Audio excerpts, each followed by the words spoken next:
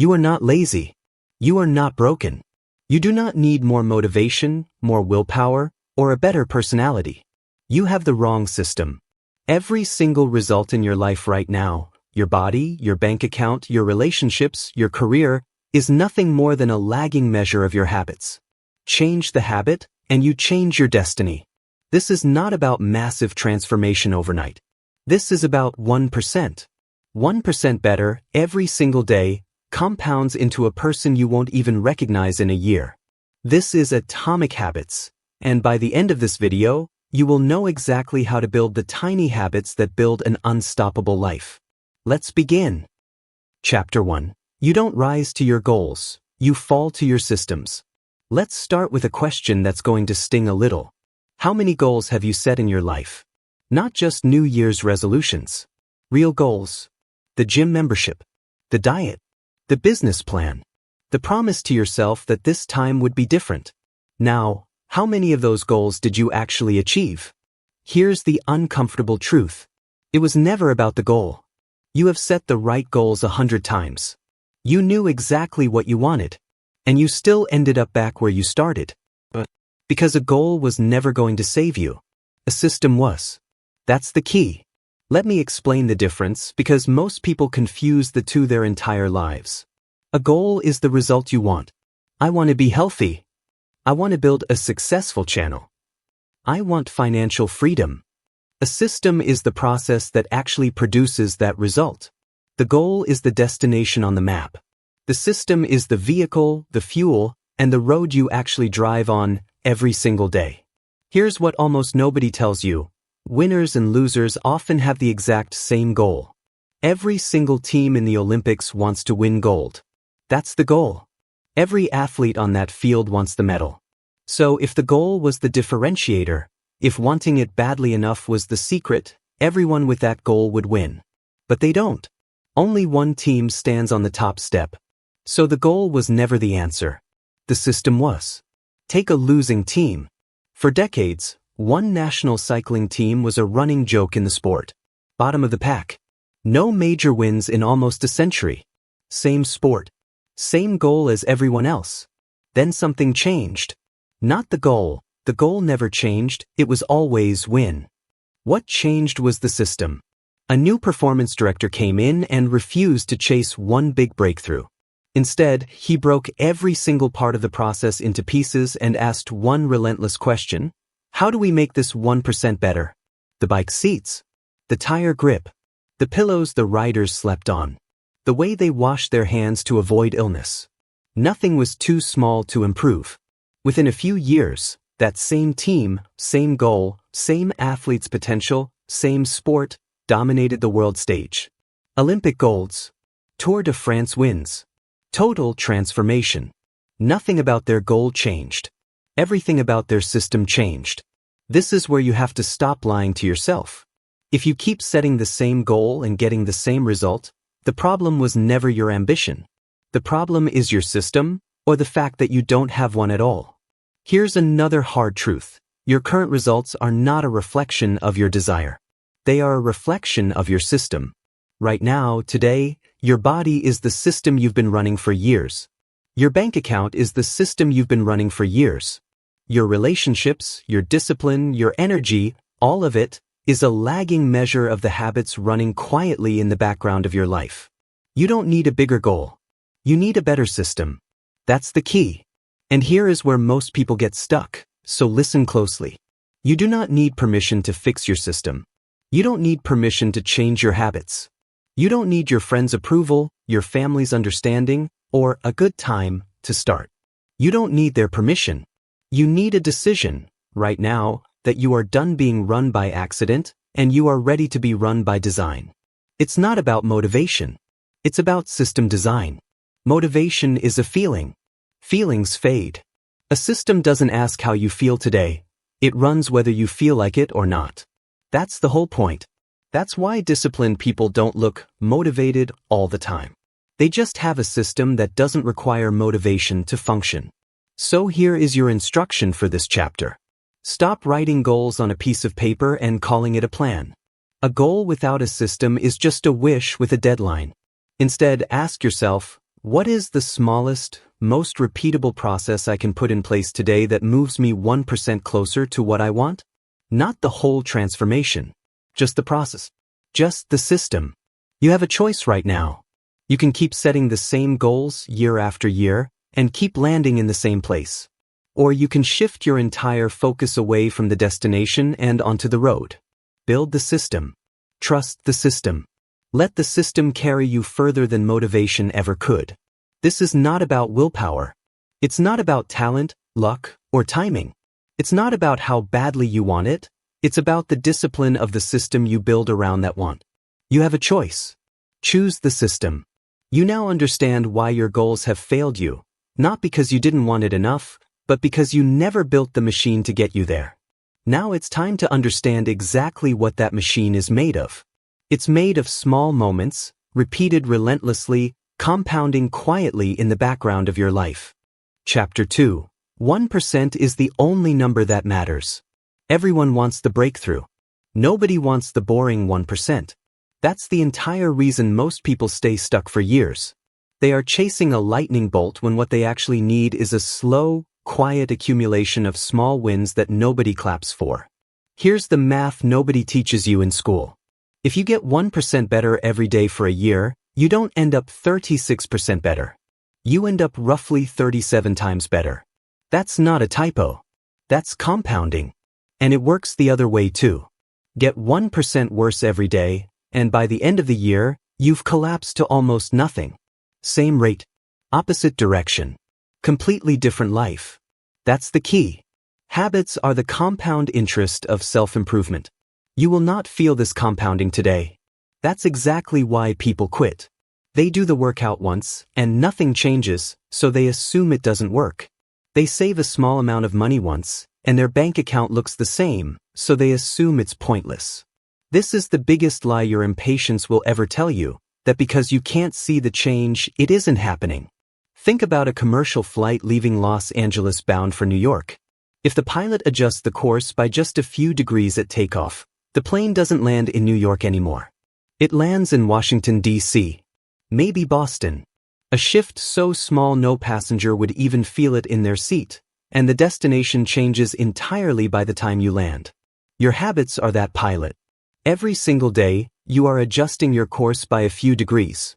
You don't feel the shift in the moment, but you will absolutely feel it at the destination. Here's the discipline most people are missing. It's not about the results, it's about the trajectory. It's not about where you are today, it's about which direction you're compounding in. You could be doing fine right now and still be on a slow decline. You could be struggling right now and still be on a steep climb. The direction matters more than the current position. That's the key. So stop asking, did this habit change my life today? It didn't. It's not supposed to. Ask instead, is this habit moving my trajectory 1% in the right direction? If yes, repeat it. Don't wait to feel the result before you trust the process. The results show up late. Every single time. Late, but multiplied. Here's where you need tough love. You don't need permission to start small. In fact, small is the only sustainable way to start. People wait for the big moment, the big diet, the big business launch, the big transformation, and they burn out in 3 weeks because massive effort isn't sustainable. 1% is sustainable. 1% doesn't require motivation. 1% doesn't require a Monday. 1% just requires that you show up, today, in some small way and let it compound. It's not about intensity. It's about consistency. Intensity fades. Consistency compounds. You have a choice, right now, in how you measure your progress.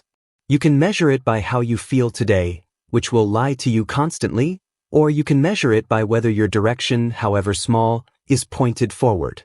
Choose direction over drama. Choose the boring 1% over the exciting 0.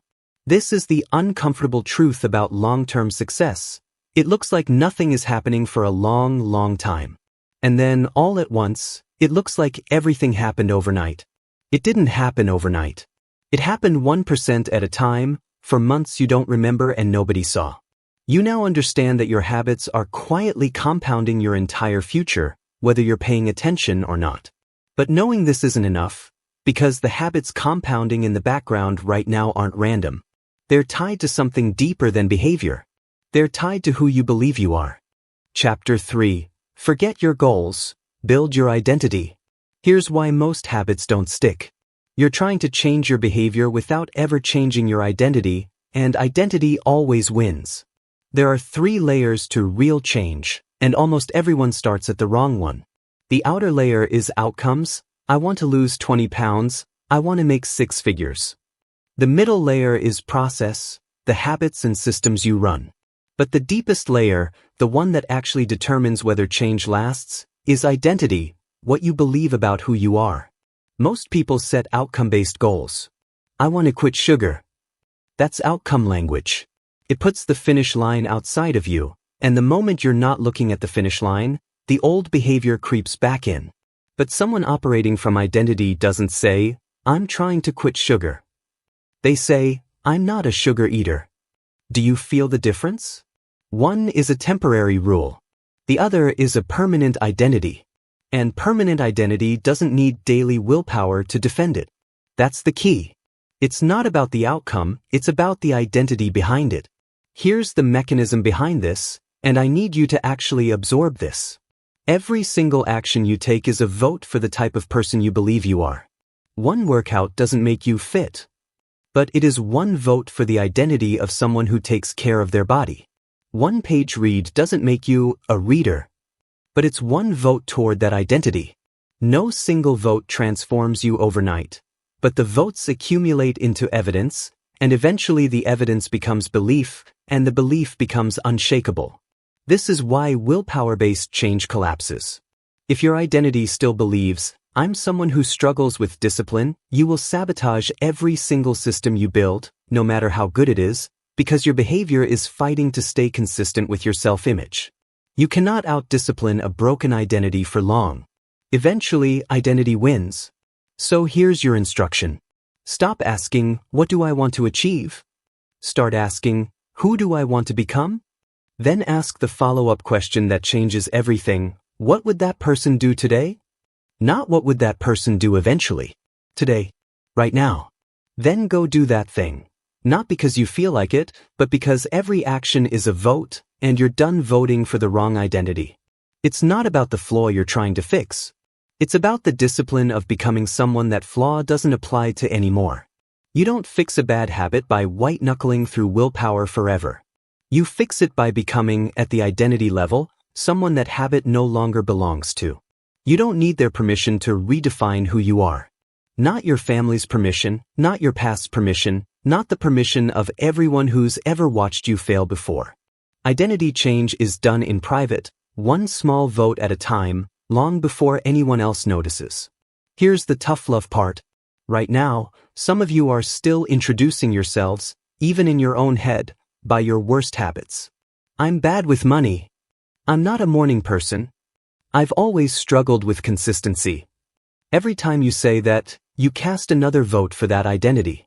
You are training yourself, sentence by sentence, to stay exactly who you already are. You have a choice.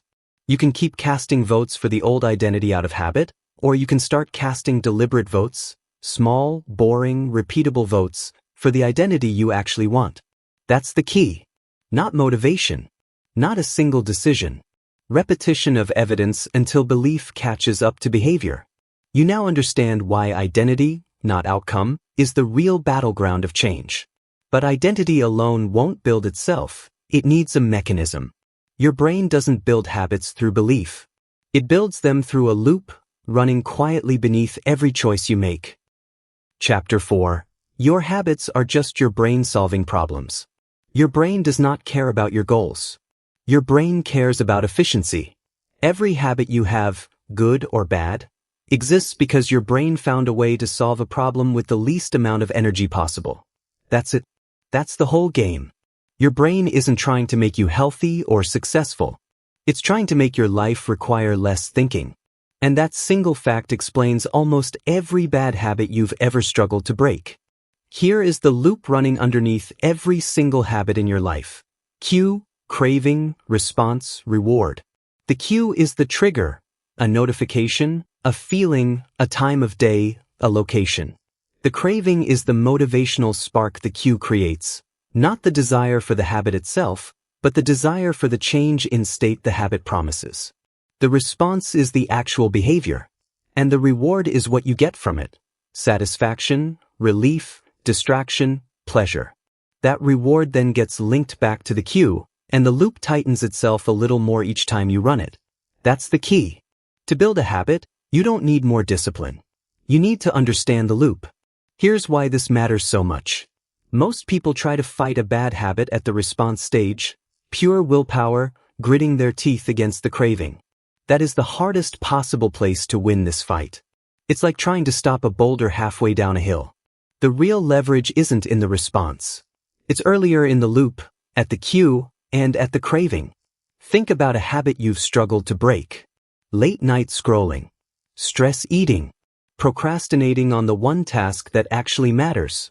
None of those started as random events. Every one of them has a cue that triggers it: boredom, silence, a notification, an empty afternoon. And every one of them delivers a reward fast enough that your brain says, "Do that again." It's not about the flaw. It's about the loop. Stop calling yourself lazy, undisciplined, or weak. You're not broken.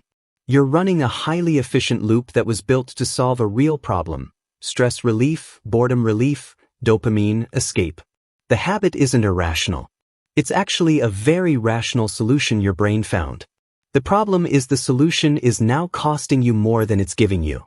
This is where the 4 laws of behavior change come from, and they're not motivational fluff, they are literally engineering instructions for each stage of this loop. Make it obvious targets the cue. Make it attractive targets the craving. Make it easy targets the response. Make it satisfying targets the reward. 4 laws. 4 stages. 1 loop. You don't need their permission to rebuild this loop. Nobody is coming to fix your environment, your cues, or your cravings for you. This is entirely something you engineer quietly in your own life, starting today. Here's your instruction for this chapter. Before you try to break a bad habit tomorrow, do one thing first: identify its loop. What's the cue? What craving does it satisfy? What reward does it deliver? You cannot dismantle a system you don't understand. Map it out. That's the first act of control you take back. You have a choice. You can keep treating your habits like a mystery you have no power over, or you can start treating them like a machine you're fully capable of engineering. It's a machine. Machines can be rebuilt. You now understand the loop running underneath every behavior you have. Now it's time to take that loop apart, one law at a time, starting with the very first stage: the cue. Chapter 5. The first law: make it obvious. You cannot change a habit you refuse to see clearly. Most people are not struggling with a lack of discipline. They're struggling with a lack of awareness. They have no idea how many small decisions they're making on autopilot every single day, decisions that are quietly building the exact life they claim they don't want. So here's your first instruction, and I want you to actually do this, not just listen to it. Take out a piece of paper. Write down your habits, every single one you can think of, from the moment you wake up to the moment you sleep. Next to each one, mark it with a plus, a minus, or a neutral. Don't judge it yet. Just observe it. This is what separates people who change from people who talk about changing: the willingness to look directly at the pattern instead of looking away from it. That's the key. Awareness comes before control. You cannot fix what you refuse to name. Once you can see your habits clearly, the real engineering begins, and it starts with the cue. Remember, every habit begins with a trigger. So the fastest way to build a new habit is to make its cue impossible to miss. Here's a tool that works better than most people expect: implementation intentions. Instead of a vague intention like, "I'll exercise more," you state it with brutal specificity: "I will exercise at 6 a.m. in my living room." Location. Behavior. Vague intentions get ignored by your brain because they're not a real cue, they're just a wish floating in the air. A specific plan becomes an actual trigger your brain can act on. Now stack this with another tool: habit stacking. You attach a new habit to a current one using this formula. After current habit, I will new habit. After I pour my morning coffee, I will write 3 sentences. After I brush my teeth, I will do 10 push-ups. You're not asking your brain to remember a new behavior from nothing.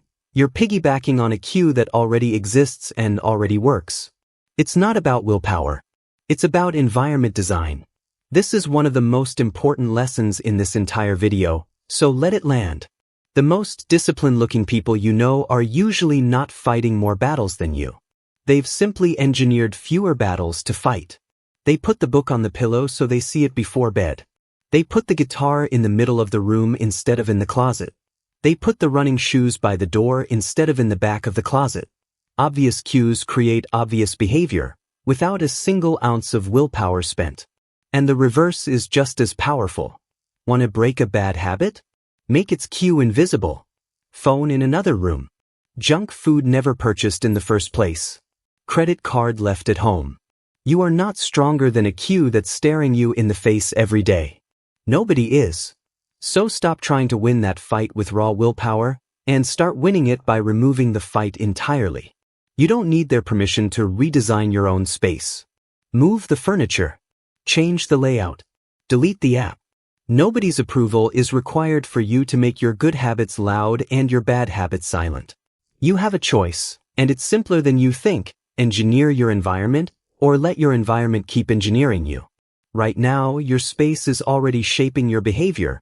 The only question is whether you're the one designing it, or whether it's happening to you by accident. You've made the good habit visible and the bad habit invisible. But visibility alone won't make you want to act. For that, we need the second law, the one that controls desire itself. Chapter 6. The second law, make it attractive. Here's something that will change how you see every craving you've ever had. You don't actually crave the reward. You crave the anticipation of the reward. Dopamine, the chemical everyone blames for bad habits, doesn't spike when you get the reward. It spikes right before, in the anticipation. That's why checking your phone feels more compelling than actually reading what's on it. That's why the thought of the snack is often more powerful than the snack itself. Your brain is addicted to the anticipation loop, not the outcome. That's the key. And it means you can hijack this mechanism for your own good, instead of letting it work against you. Here's how: temptation bundling. You pair something you need to do with something you want to do, so the craving for the want pulls you into the need. Only allow yourself your favorite show while you're on the treadmill. Only let yourself have your favorite coffee while you're doing your most important deep work. You're not relying on discipline to show up, you're relying on desire, redirected toward the right target. Now let's talk about something even more powerful than dopamine, the people around you. Humans are relentlessly social creatures, whether we like to admit it or not. We imitate the habits of 3 groups without even realizing it. The close, meaning our family and friends, the many, meaning the crowd or tribe we belong to, and the powerful, meaning the people we respect and want to become. This is why your habits often look suspiciously like the habits of the 5 people you spend the most time with. It's not about willpower. It's about who you surround yourself with. If everyone around you treats a habit as normal, that habit becomes easy for you. If everyone around you treats a habit as strange or difficult, that habit becomes exhausting for you, even if it's the exact same behavior. You are not just building habits. You are building or borrowing culture. This is your instruction for this chapter. Find or build a group where the identity you want is already the norm. Not a group that will motivate you for a week. A group where the behavior you want is simply what everyone already does, so you don't have to fight against the current, you get to move with it. Surround yourself with people already living the identity from chapter 3, and that identity becomes dramatically easier to adopt, because now belonging itself becomes the reward. Here's the tough love truth. If your current environment makes your bad habits attractive and your good habits boring, you will lose that fight eventually, no matter how strong-willed you think you are. Willpower is not a permanent resource. Attraction is a much stronger, much more sustainable force. So stop fighting your cravings and start redirecting them. You don't need their permission to change who you spend your time with. You don't need their permission to walk toward a different room, a different circle, a different standard. Protecting your environment is not selfish. It's strategic. You have a choice. Keep making your good habits feel like punishment and your bad habits feel like relief, or flip the entire equation, bundle temptation into discipline, and surround yourself with people who make the identity you want feel completely normal. That's the key. You've made it obvious. You've made it attractive. But desire alone still isn't enough if the habit is a struggle to actually execute. That brings us to the third law, the one most people underestimate the most. Chapter 7. The third law, make it easy. I need you to hear something that might upset you. Motivation is overrated, and it always has been. You have been told your entire life that if you just wanted it badly enough, you'd find a way. That's a lie sold to you by people who never had to deal with friction.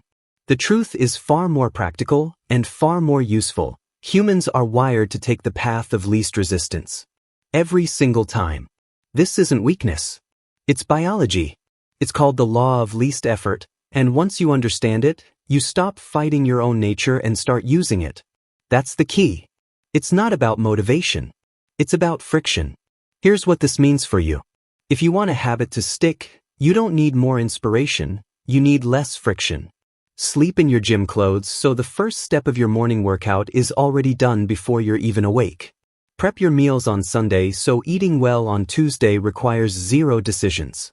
Keep your guitar out of its case, sitting in the open, so picking it up costs you nothing. Every single second of friction you remove increases the odds you'll actually follow through, not someday, today. And it works exactly the same in reverse. Want to break a bad habit? Add friction. Log out of the app every time you close it. Put the TV remote in a drawer across the room. Delete the one-click payment option before you go shopping online. You're not relying on willpower to resist, you're making the bad habit inconvenient enough that your own laziness works in your favor for once. Now here's a tool that will change how you build every habit going forward, the 2-minute rule. Any new habit, no matter how big the eventual goal, should start as something that takes 2 minutes or less. Run a marathon becomes put on your running shoes. Read more becomes read 1 page. Write a book becomes write 1 sentence. The goal in the beginning is not to complete the habit, it's to master the art of simply showing up. It's not about how much you do on day 1. It's about the discipline of starting small enough that skipping it feels ridiculous. You are not building the full habit yet. You are building the identity of someone who shows up. The scale comes later. The showing up comes first, and it comes now. Here's the part that separates people who actually change from people who just plan to change: automation. Every choice you can remove from your daily willpower budget is a choice you'll never have to fight for again. Automatic transfers into savings. Automatic bill payments. Automatic app blockers during work hours. One good decision, made once, that removes the need for 100 future decisions. That's leverage. That's how disciplined people actually operate, not through daily heroics, but through smart, one-time engineering. You don't need their permission to make your life easier for yourself. This isn't cheating. This isn't weakness. Removing friction from the right habits is one of the most disciplined things you will ever do, because it means you cared enough about the outcome to stop relying on motivation you knew wouldn't show up every day. You have a choice. Keep waiting for the day you feel motivated enough to push through the friction, or remove the friction so you don't need the motivation at all. That's the key. You've made it obvious, attractive, and easy. But none of that matters long-term if the habit doesn't feel worth repeating in the moment. That's the final law, and it's the one most people completely ignore. Chapter 8. The fourth law, make it satisfying. Here's the brutal truth about human behavior. What feels good right now wins, almost every single time, even when you know it's the wrong choice. Your brain evolved to prioritize immediate reward over long-term benefit. That instinct kept your ancestors alive. It also happens to be the exact reason bad habits are so easy to keep and good habits are so easy to abandon. The bad habit rewards you in seconds. The good habit rewards you in months. Your brain, left unchecked, will choose seconds over months every single time. That's the key. What is immediately rewarded gets repeated. What is immediately punished gets avoided. So if you want a good habit to actually stick, you cannot rely on the long-term payoff alone. The scale 6 months from now is not a strong enough reward to keep you showing up today. You need to manufacture an immediate sense of satisfaction, right now, in the moment you complete the habit. Here's a tool that sounds almost too simple to work, and yet it works remarkably well: habit tracking. A calendar. An X for every day you follow through. That's it. But here's why it's powerful. It turns an invisible process into visible progress. You get an immediate, satisfying signal the second you mark that X, and suddenly the goal shifts from achieve the outcome eventually to don't break the chain today. That single shift in framing keeps people consistent long after motivation would have quietly disappeared. It's not about the long-term reward. It's about engineering short-term proof that you're becoming the person you said you'd become. Now let's talk about accountability, because this is where most people are too proud to ask for help. A habit contract, telling someone specific what you're committing to and what the immediate cost will be if you don't follow through, makes the consequence of failure immediate instead of distant. When failure only costs you someday, it's easy to ignore. When failure costs you something today, money, credibility, an uncomfortable conversation, you suddenly find the discipline you swore you didn't have. It's not about the flaw of having no willpower. It's about the discipline of making the stakes immediate enough to matter. Here's the tough love part of this chapter. You have been relying on your future self to care more than your present self does. So, your future self will not magically develop discipline your present self refuses to build today. The only version of you that can act is the one sitting here right now. So make it worth it to that version. Give yourself the X on the calendar. Give yourself the small, immediate acknowledgement that you showed up. Don't wait for the 6-month version of the reward. Build a reward you can feel today. You don't need their permission to celebrate small progress. Nobody else needs to validate the X on your calendar. This is between you and the identity you're building, one repeated, visible action at a time. You have a choice. Keep chasing distant rewards that are too far away to motivate your daily behavior, or engineer immediate satisfaction into the process itself so consistency stops requiring superhuman patience. That's the key. You now have all 4 laws: obvious, attractive, easy, satisfying. Together, they build any habit you choose. But you didn't come here only to build good habits. You came here to destroy the ones that have been quietly running your life. So let's flip the entire system. Chapter 9. Breaking bad habits is just the 4 laws in reverse. Here's the good news you haven't heard yet. You already have everything you need to destroy your worst habits. You just haven't pointed it in the right direction. Every law you just learned to build a good habit has a mirror image that dismantles a bad one. Make it obvious becomes make it invisible. Make it attractive becomes make it unattractive. Make it easy becomes make it difficult. Make it satisfying becomes make it unsatisfying. Same system. Opposite direction. That's the key. You don't need a different set of tools to break bad habits. You need the same tools, reversed. Start with invisibility. Most bad habits don't survive an absent cue. The person who never buys junk food doesn't need willpower to resist junk food at 11 p.m. There's nothing in the house to resist. The person who deletes the app doesn't need discipline to avoid the app. The cue simply isn't there. Stop trying to out-willpower a cue that's staring you in the face every single day. Remove the cue instead. That fight ends before it starts. Next, make it unattractive. Reframe the habit in your mind, deliberately and repeatedly, until the appeal itself weakens. Instead of thinking, I can't have this, think, this doesn't actually serve the person I'm becoming. Every time you frame a bad habit as a privilege you're denying yourself, you make it more attractive. Every time you frame it as a cost that conflicts with your identity, you drain its appeal. It's not about restriction. It's about reframing. Then make it difficult. Add friction until the bad habit costs you more effort than it's worth. Leave your card at home. Put your phone in a different room during work hours. Make the bad choice require 3 extra steps it didn't require before. Friction is one of the most underrated tools for self-control because it doesn't rely on your mood. It works whether you're strong that day or not. Finally, make it unsatisfying. Attach an immediate cost to the behavior. A habit contract, an accountability partner, a real consequence that lands the moment you slip, not months later. Immediate discomfort competing against immediate pleasure is a fair fight. Distant discomfort against immediate pleasure never was. Now, here's the part of this chapter that matters more than any tool. What happens when you slip anyway? Because you will. Everyone does. This is where most people quit entirely, not because the system failed, but because one missed day turned into a spiral of shame that turned into total abandonment. Remember this rule for the rest of your life. Never miss twice. One missed workout is an accident. 2 in a row is the beginning of a new habit, the wrong one. 1 day of overspending is a slip. 2 in a row is a pattern rebuilding itself. The goal was never perfection. Nobody who has ever mastered a habit did it without a single slip. The difference between them and everyone else is simple. They never let one slip become 2. It's not about the mistake. It's about the discipline of the very next choice you make after it.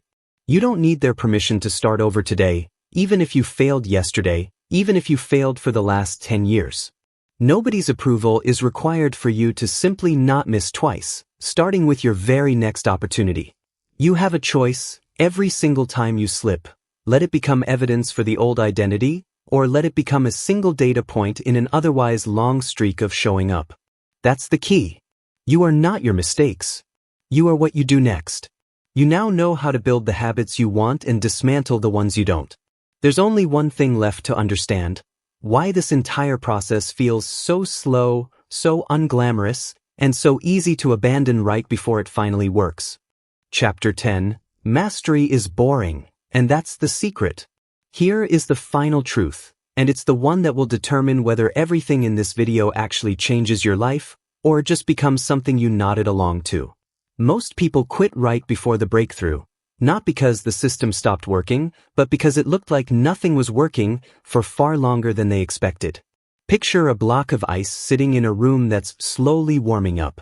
At 25 degrees, nothing happens. At 28, nothing happens. At 31, still nothing. Then at 32 degrees, the ice begins to melt, dramatically, visibly, all at once. But that transformation wasn't caused by the final degree.